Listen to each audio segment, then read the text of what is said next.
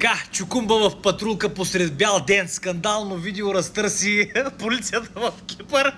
Естествено няма как да ви пусна кадри, защото тук да не е канал за 18 плюс чукумбакис. Така, полицията в Кипър потвърди автентичността на видеоклипа, който показва двама униформени служители в чукумбакис акт в патрулна кола, паркирана на открито място посред бял ден.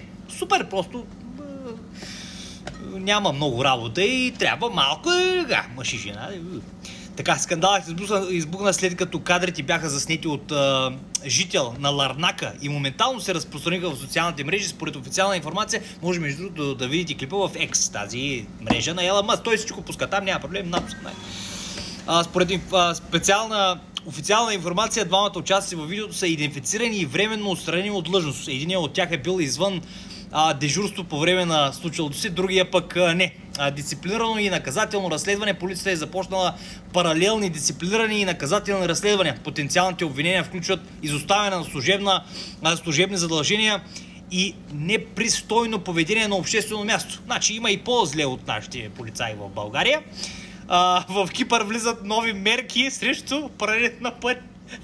Чакай, излязахме от темата. Подобни действия са абсолютно неприемливи и оскърбяват труда на хиляди наши служители, се казва в официалната позиция на ръководството на полицията.